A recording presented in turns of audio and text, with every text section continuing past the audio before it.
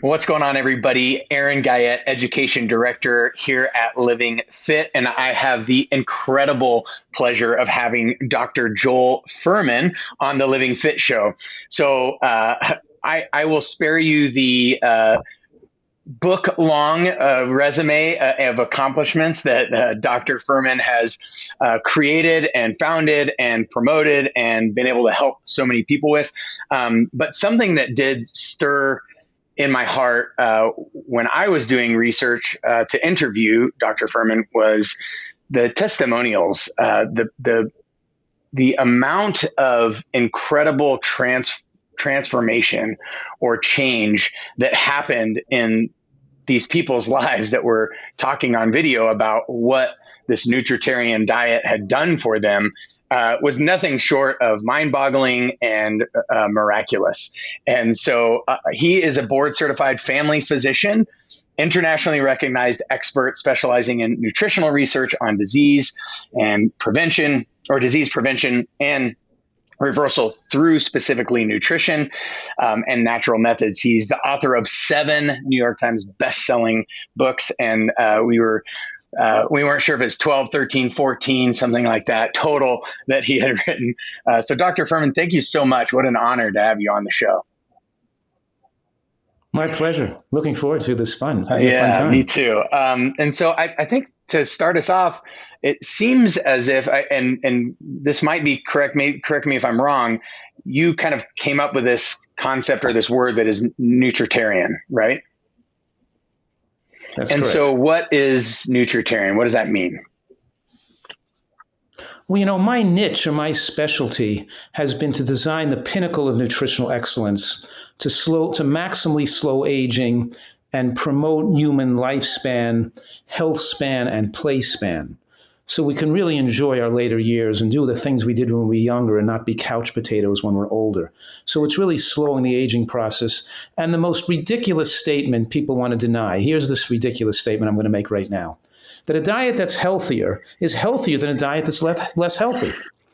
People want to believe a diet that's not as healthy is just as good as a diet that's healthier. And it's just not. You get more benefits out of a healthier diet. So just think, the blue zones around the world, right? There are healthy diets. They live an average of 6 to 8 years longer than Americans live.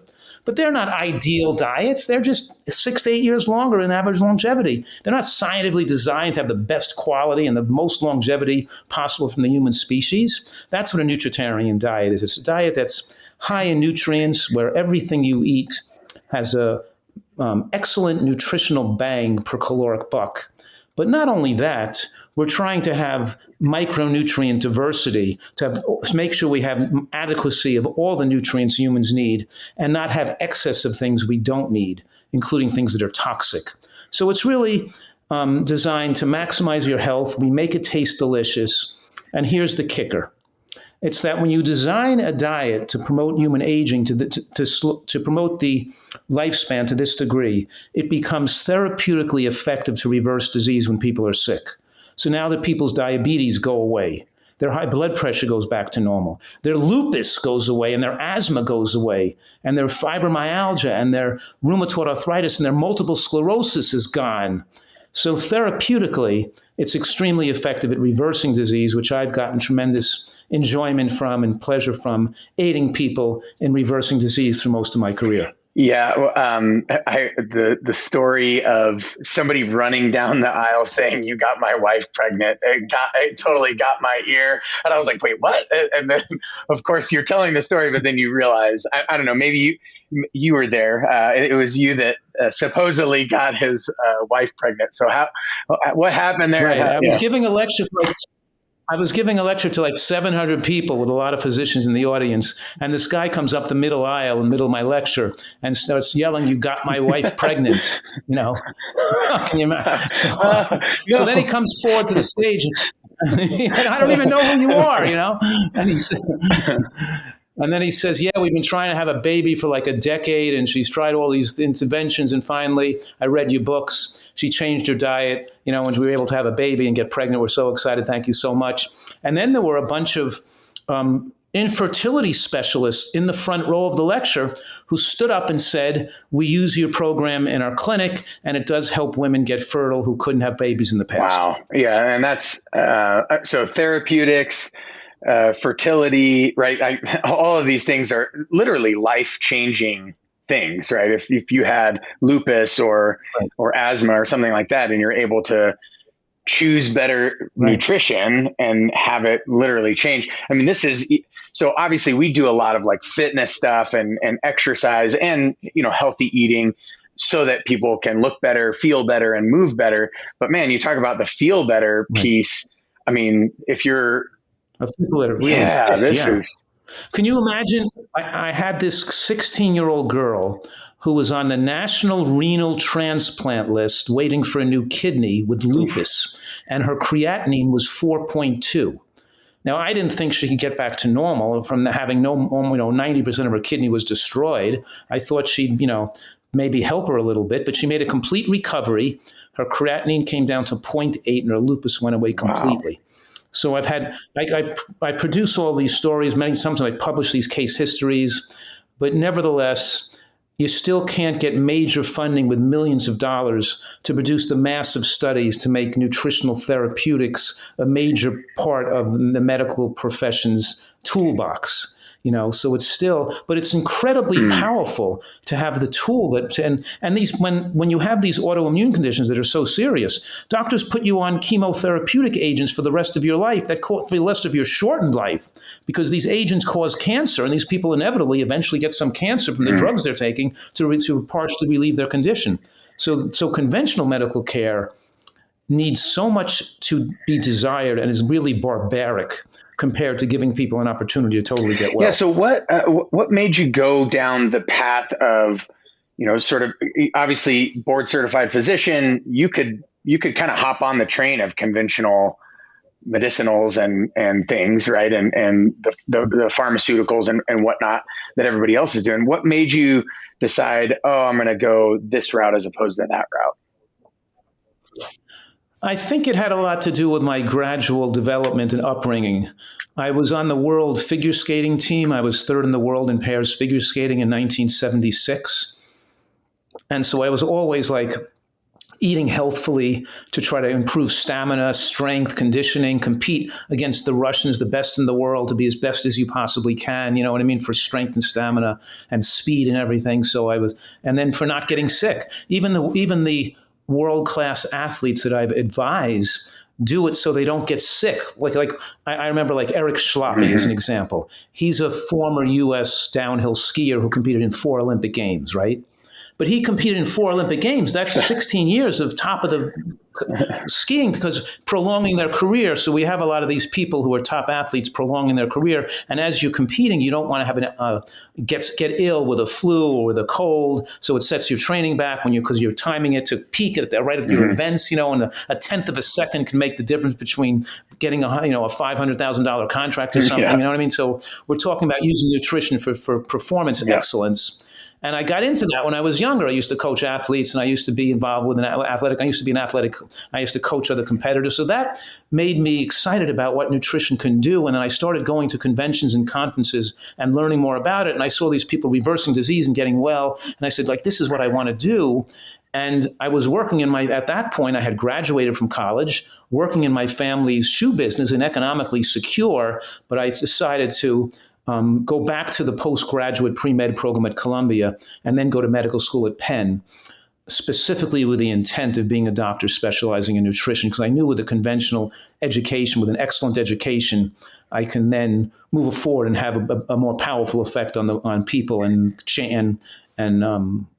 have more impact, Yeah, absolutely. And so speaking of impact, obviously we as the world has been impacted by illness, specifically COVID-19.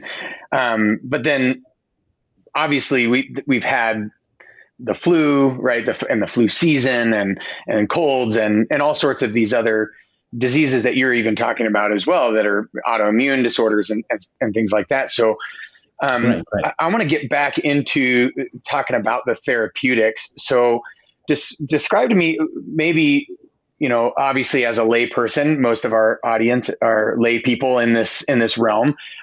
So with as simple X's and O's, maybe, or as simple as we can, what is it about this nutrition or nutritarian diet that enables this to be a therapeutic, or is it creating a robust immune system, or is it creating resiliency in the immune system, or how is it exactly working from like a scientific standpoint or physicians or doctor's standpoint?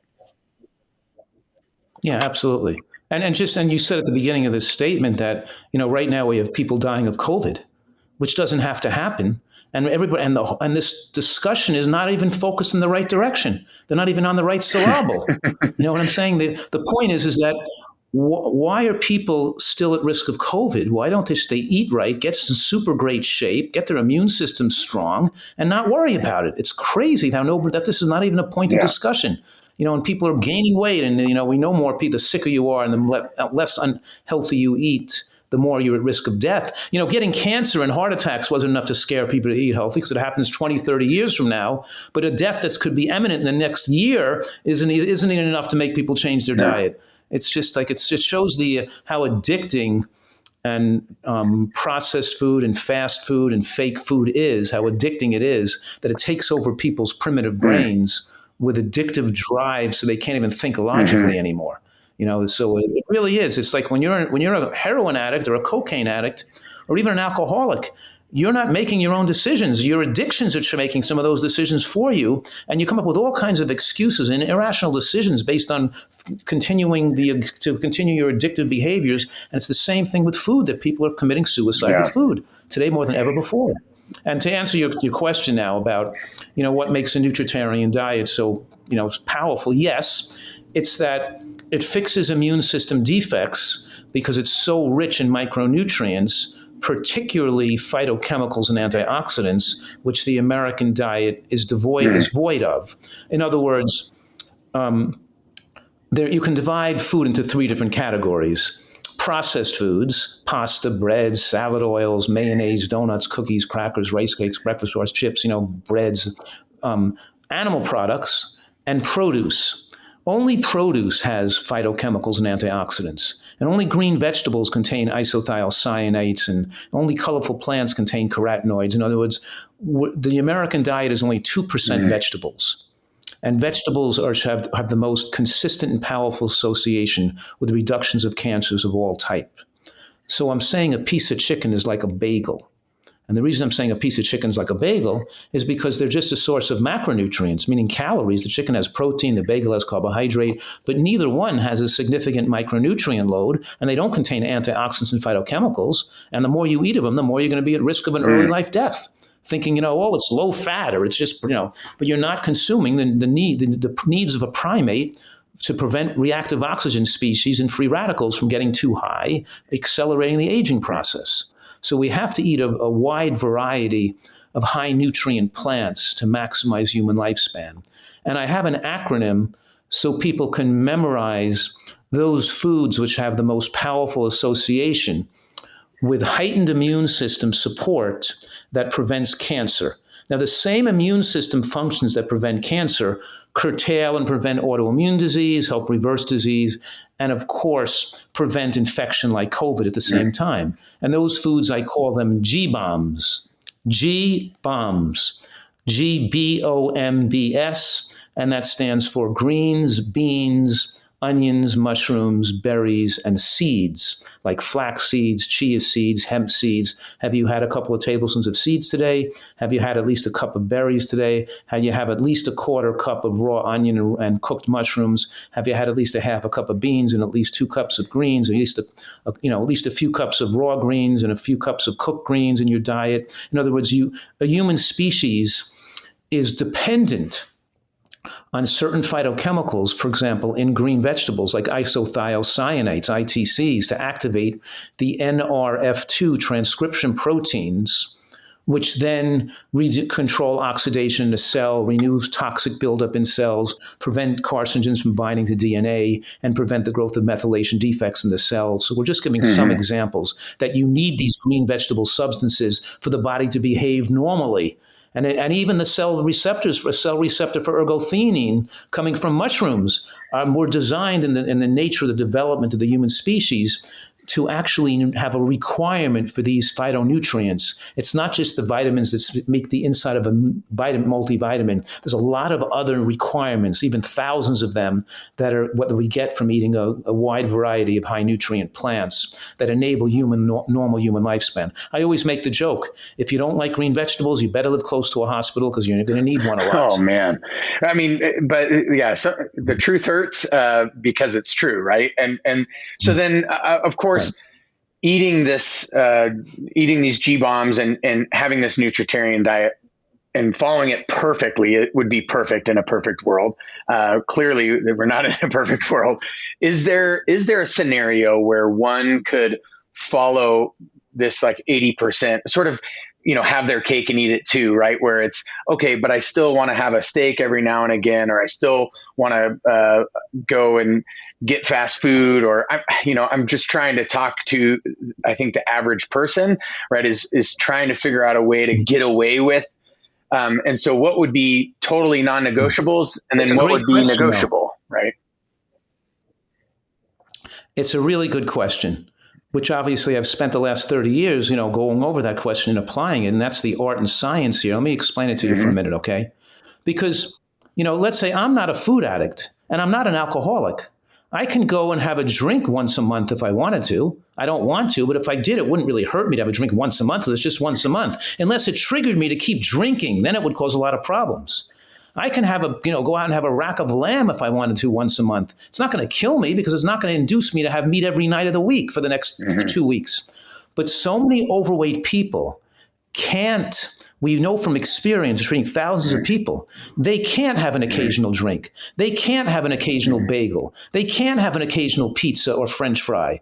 It drives them into perverted nutritional binging. And it keeps them desirous of this love affair they have with these fattening and illicit foods that drive them to overeat. Yeah, a lot of people can eat real healthy, most of the time, and occasionally have something or go out and have something for recreation that's not that healthy and go right back to their healthy diet again. And for those people, they don't have to do it 100%. But a lot of the people we see at our retreat here that come here with food addiction, obesity, and medical problems, we're teaching them to do this 100% with no cheating. Because we know from experience, they can't have a foot in both worlds, because the minute they start to do it 90% or so, they're doing it, they're blowing up and they're not losing weight and they're not going to get the benefits. And the longer they stay away from their addictive triggers, the less those foods are calling their name, and the less cravings they have for those foods they think they were missing. They stop missing them, stop desiring them.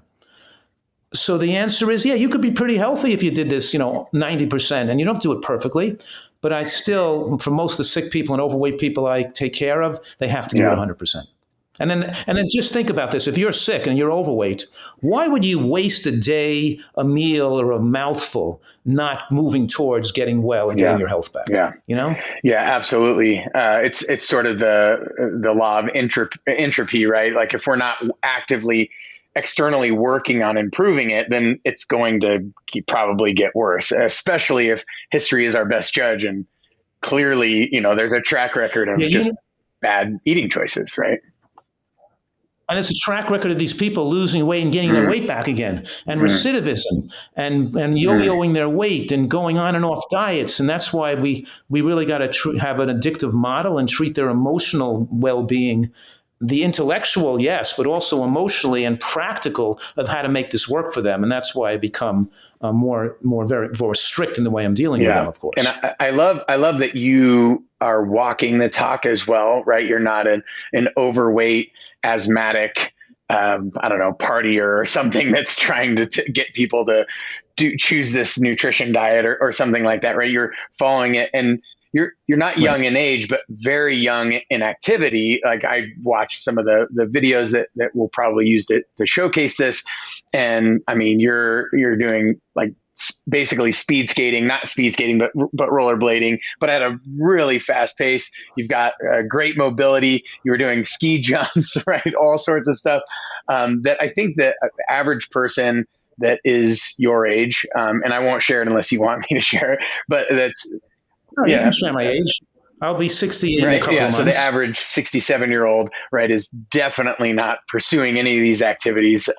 If anything, probably trying to stay away from most of those activities because they're afraid that they're going to get hurt. Their coordination is down. Their mobility isn't there. They don't have strength. They don't have stamina, right? All the things that are necessary. Strong bones are not there.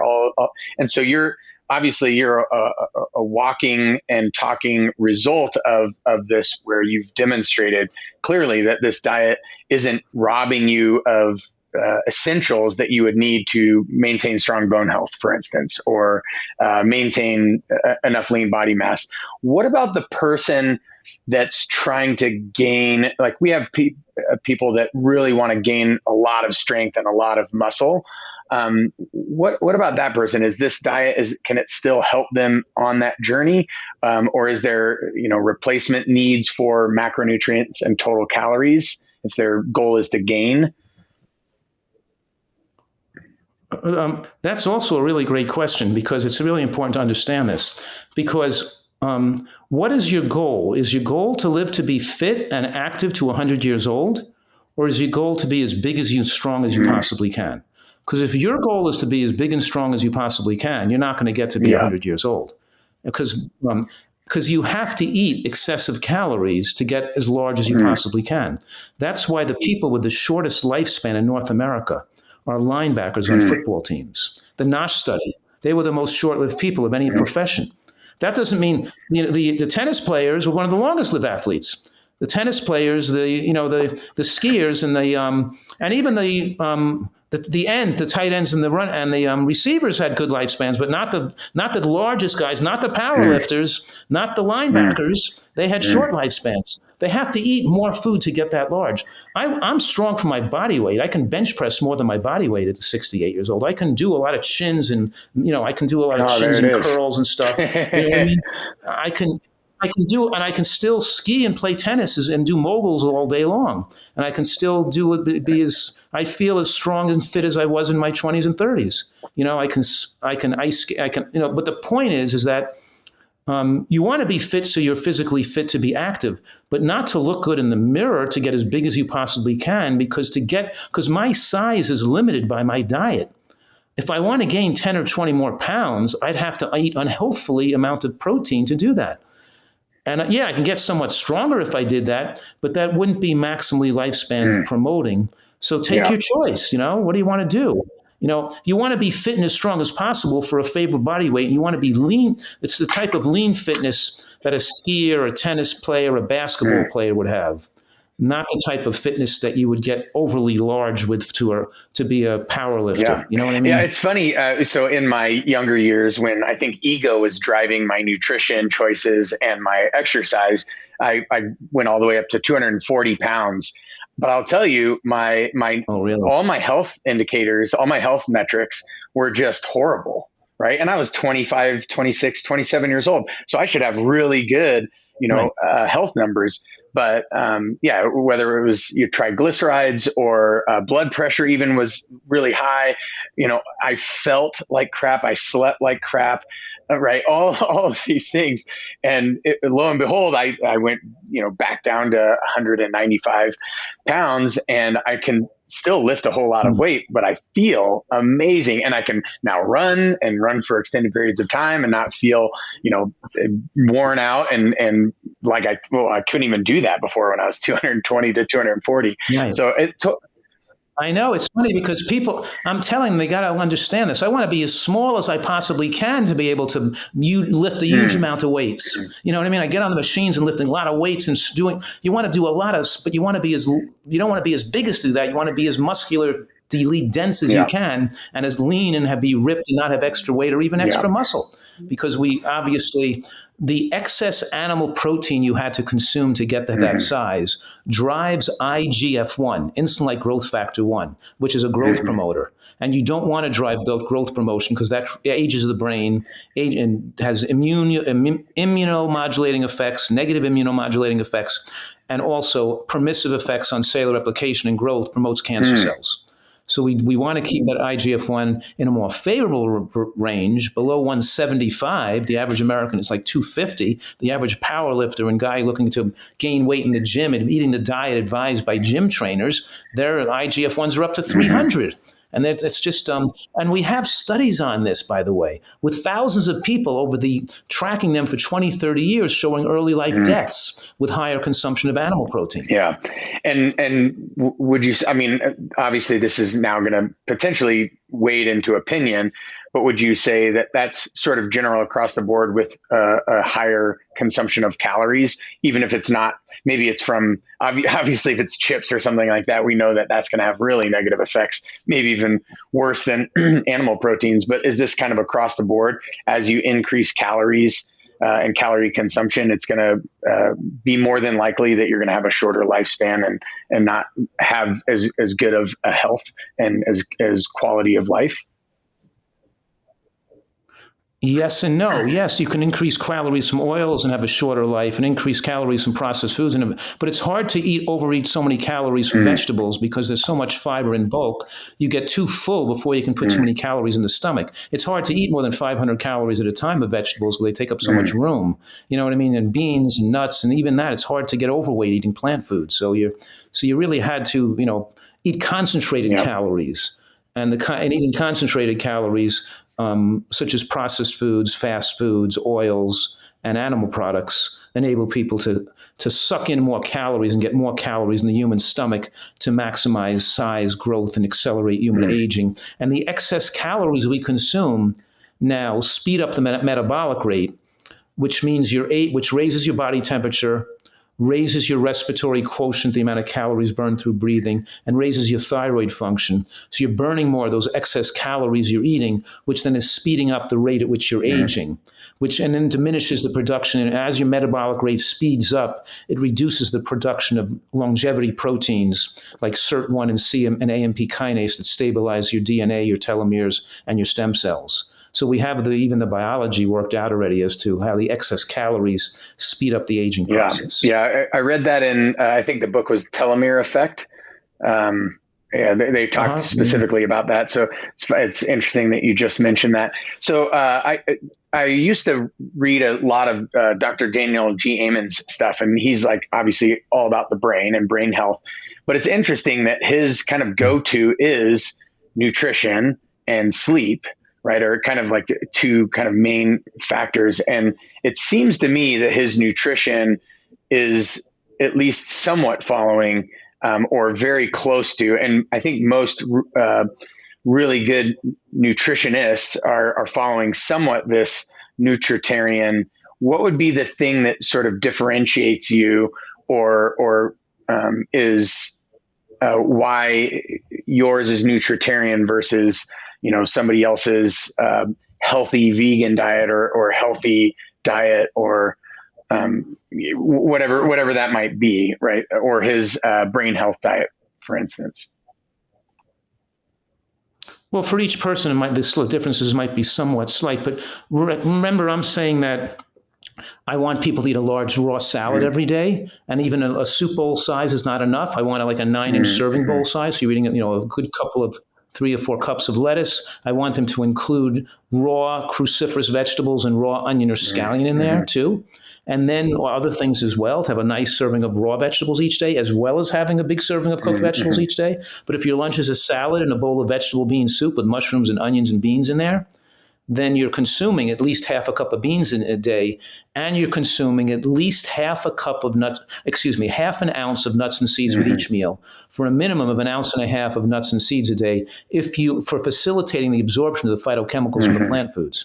In other words, I'm saying that I don't eat 1.5 ounces of nuts with each meal. I eat about 1 ounce with each meal. I eat about 3 ounces of nuts a day because I'm not looking to lose weight.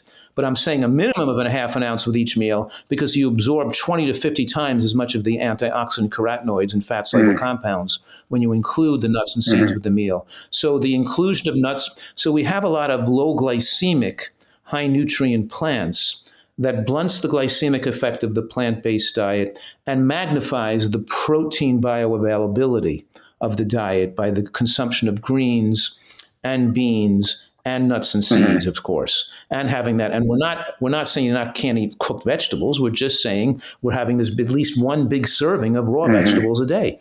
Yeah, and so have you seen or studied or noticed or observed changes in brain, changes in like improvement in brain health, improvement in personality, whether it's depression or anxiety or anger or self-control, right? Any of these things, have you noticed a difference in that from this, the G bombs and your specific Nutritarian diet?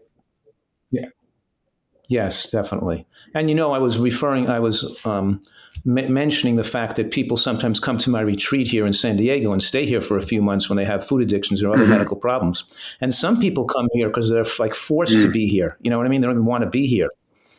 And they come in angry and addicted, and they're drinking and whatever it is they're doing. But it's amazing how their personalities can change, how they get rid of their anger. They start to become nice people, and they start to enjoy their life and wake up smiling and enjoying the scenery and the hiking and the pickleball. And they start having a great time and having fun. And they would, come in here and complaining, and everything was, it's amazing. But yes, obviously, we're talking that in 100 years ago, 1 in 500 Americans were mentally ill. Now it's 1 in 5 Americans are mentally ill.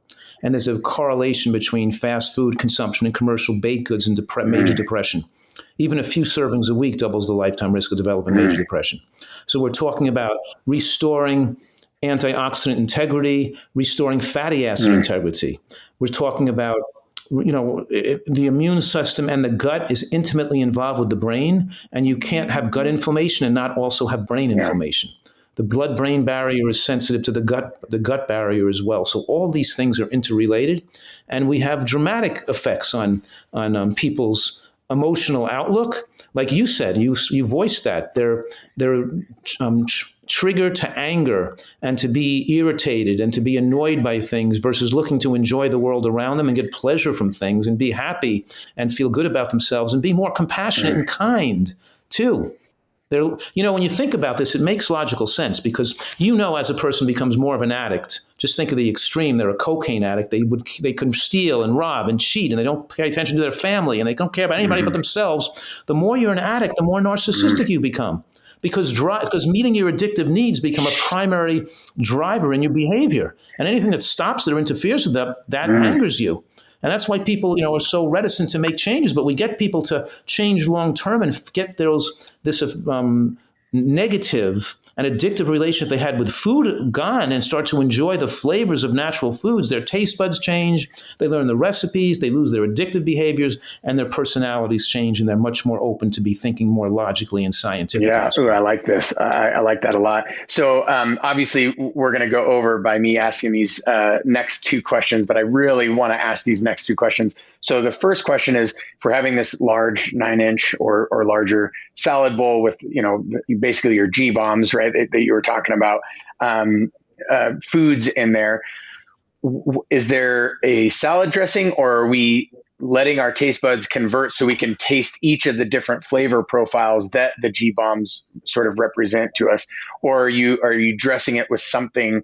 Because clearly we overdress things for sure, as at least in America. Right? Well, I think that was an oversight. I should have mentioned that because a hallmark of Nutritarian eating is that we make salad dressings with the whole nut or seed, not the oil from the nut or seed. It's not walnut oil, it's walnuts in the salad dressing we blend in the blender. It's the sesame seeds and the cashew nuts. One of my favorite dressings is just a peeled navel orange with some lightly toasted sesame seeds, some cashews, a squeeze of lemon, and some blood orange vinegar. Makes an incredibly delicious salad dressing. Or a thickened homemade tomato sauce with little pieces of sun-dried tomatoes and roasted garlic and almond butter and black fig vinegar or balsamic vinegar. We're making these delicious dressings. They're made without salt and without oil. And they're made with the fatty component comes from the nuts and seeds blended or used as nut butters. And they taste phenomenally delicious. Now, you can have your salad dry if you like it that way, but then you have to eat some nuts separately, because we still want you to have some fat in the meal to facilitate absorption, to help with the absorption of those beneficial compounds. And nuts and seeds themselves have dramatic benefits to extend human lifespan. The Seventh-day Adventist Health Study 2 was corroborated by at least 17 other studies that showed that in the highest quintile of nut and seed consumption, you had a 39% reduction of heart attack deaths, a dramatic reduction in cancer deaths, and a dramatic increase in human longevity from getting your fat from nuts and seeds instead of oil and animal product fats.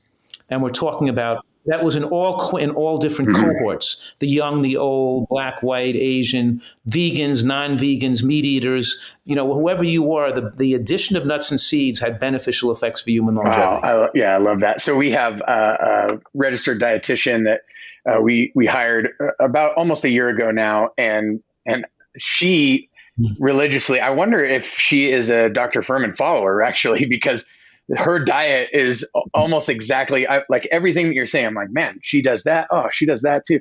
Oh, wow, she does that. And of course, she looks great. She's a total athlete, right? And so it's all starting to make sense. So I did have one more question.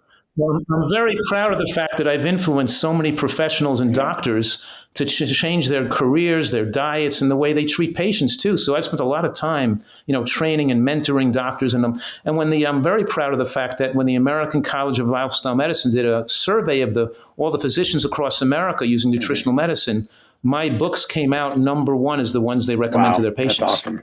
Yeah. So speaking of disease, so I have a dear friend who suffers from Crohn's disease. And so obviously this is like an autoimmune gut, like major gut problem, right? Super gut inflammation. And he tells me that these specific things, right? Seeds, too much greens, whatever, really irritate his gut. So how would you sort of baby step somebody into that? Or what would be the process that someone like that would have to start stepping out in order to be able to change their diet to something like this, where they can reverse all of that inflammation and the Crohn's and all of this? I'm sure you've probably run into this in your lifetime. Oh, I have so many cases. We could stay for hours. And I can go over one case after another.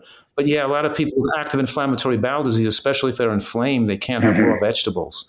We have to cook everything. Like steamed zucchini, what we do is we use steamed zucchinis with the skin on, and we don't cut them up. We steam, and then we cut them after they're steamed. But we use a lot of pureed food, and put them on juicing, juices, and we get their nutrient levels up by moderately cooking almost everything. So their diet has to be more mushy, like baby food. You know what I mean? And cooked.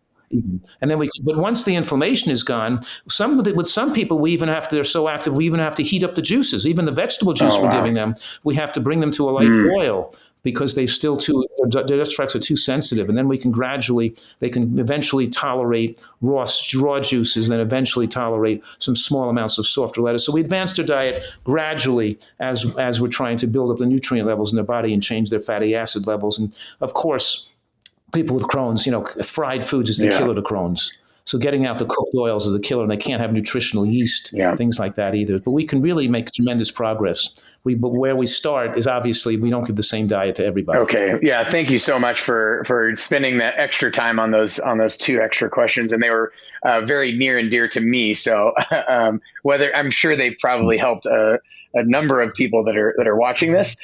So something that we ask, obviously, like you said, we could be on here for hours and talk case study after case study. We could go into, but right now I feel like I've just been drinking from a fire hose, if you will, of all of not only the statistics and information and data that is very clear with what it is that you're producing or providing in terms of dietary guidelines to help not only increase people's longevity, but quality of life and reverse disease and disorder. So I just really appreciate all of the time that you've given us and all of the information that you've given us.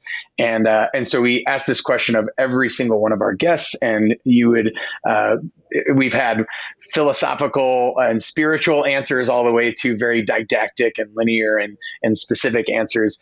So there's no wrong answer here. What I would love to hear your answer, though, Dr. Fuhrman. What is Living.Fit to you? And obviously not Living.Fit the brand, but Living.Fit this concept or this principle or this idea. Well, whatever it means is a perfect principle for me and what I represent in my life, because I enjoy being fit. because I enjoy doing things, physical things. That's been my most fun. I love like climbing mountains and surfing and skiing and mogul skiing and playing tennis and going to, and running on the sand, and I like and I've been playing handball, paddleball, pickleball. I just love doing stuff and I want to be physically active to enjoy that stuff. And if you're gonna fly down the mountains in moguls, you got to be fit. You're gonna kill yourself, And so it motivates me to stay fit and to work on my whole body, to work on my back. I remember just for a quick, and I'm coming out of medical school in like my mid 30s and going to like ski at a lot of moguls. And, my back was killing me going down the moguls. But now that I'm 68, I'm in better shape than I was when I was 35. I can do moguls. I can ski more actively, aggressively for longer and without hurting myself, because I know I take the time to exercise appropriately to handle that degree of body stress. And because I love doing that stuff, I just enjoy it. So I'm not saying everybody has to live fit to want to enjoy this degree of play, but I love doing physical things and staying and being able to do that continually as I age. Yeah, I think that's a great and perfect finish. You're such a great example to what it is that you teach and write. And so real quick, one more question. What would be, because you do have so many books, what would be like if I wanted to get the most information or the most value for me to be able to practically apply, which book would you recommend? I mean, obviously, if people are stuck in addiction or whatever, clearly they can get on drfuhrman.com and go check out the retreat. But if I was, I'm a lay person, I want to know a little bit more about this and start to practically apply, what would be the book of choice?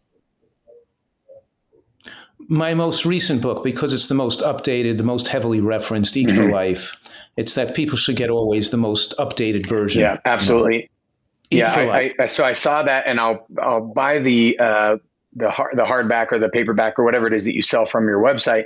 But then I went to look on Audible to see if I could pop it into my Audible and start to listen. And that one wasn't in there. So then what about for those audio?